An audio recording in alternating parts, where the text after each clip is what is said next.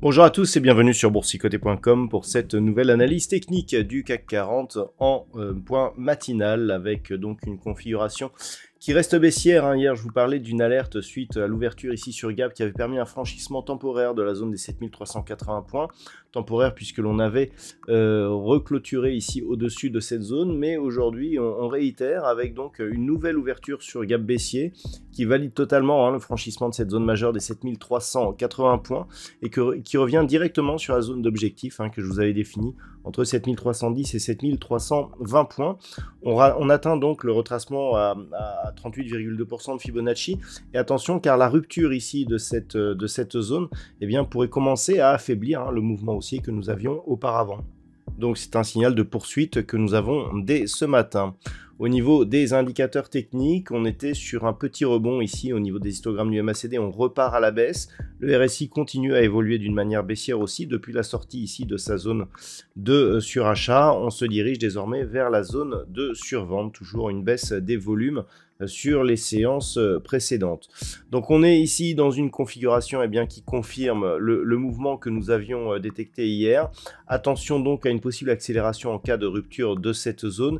Et on voit bien ici que l'impulsion ici baissière, contact, bande de Bollinger inférieure, retour sur la moyenne mobile 20 exponentielle qui agit comme une résistance et reprise du mouvement, était un signal de retournement.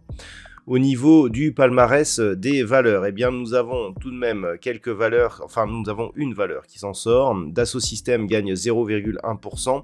Au niveau des plus faibles baisses, puisqu'on ne pourra pas parler de plus forte hausse, puisqu'il n'y a qu'une seule valeur dans le vert.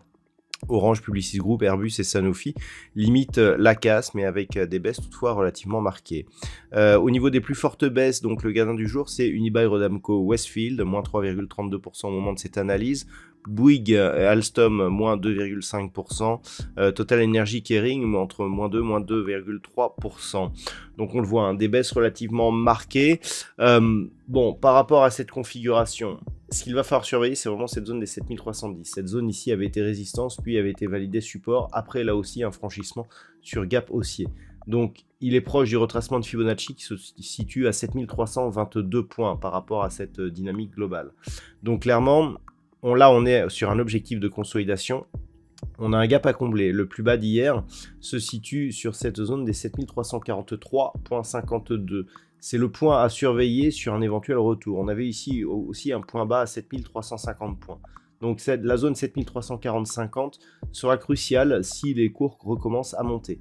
Par contre, pour retrouver un mouvement haussier, il faudrait au minimum revenir sur la moyenne mobile 20 exponentielle, franchir cette zone et casser cette zone de point haut significatif. L'avantage d'avoir un nouveau plus bas, c'est qu'on rabaisse un petit peu le niveau qu'il faudrait casser à la hausse pour repartir dans un flux prioritairement haussier. Et donc cette zone maintenant, elle se situe ici sur cette zone de point haut, proche des 7480 points. Tant que l'on est en dessous, ça reste baissier avec comme objectif en cas de cassure, donc la zone 7175, 7220. On avait eu ici quelques supports sur cette zone des 7220. En cas de cassure, ce sera le premier objectif lié à une poursuite de consolidation de l'indice parisien. Voilà donc ce que l'on peut dire sur l'analyse technique de la configuration du CAC 40 pour ce matin. Aujourd'hui, en termes de macroéconomie, ce sera relativement riche. Alors, nous avons eu les chiffres du PIB chinois dans la nuit, qui a été légèrement inférieur à ce qui était attendu. C'est ce qui justifie aussi la baisse que nous avons aujourd'hui, liée aussi aux inquiétudes concernant l'évolution des taux du côté de la Banque Centrale Européenne. Nous avons eu aussi les chiffres de l'inflation en Grande-Bretagne qui se sont révélés supérieurs à ce qui était attendu. On est toujours à 4% en inflation en rythme annuel du côté de la Grande-Bretagne. Nous aurons les chiffres de l'inflation en zone euro qui seront dévoilés à 11 h, donc ces chiffres sont attendus. Ils pourront éventuellement justement concernant l'inquiétude liée justement à l'évolution des taux d'intérêt de la Banque Centrale Européenne être relativement important. Hein. On peut avoir énormément de volatilité en fonction de la diffusion de ce chiffre.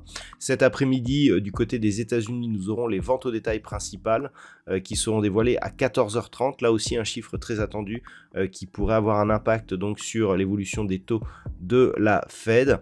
Nous aurons à 16h15 une intervention de Christine Lagarde. Là aussi, c'est une intervention qui est assez attendue. Voilà, hein, donc ce que l'on aura pour aujourd'hui. Donc une journée relativement dense. Je vous propose donc de bien observer ce qui se passe cet après-midi. On se retrouve dès ce soir pour toutes les autres analyses techniques du site boursicoté.com.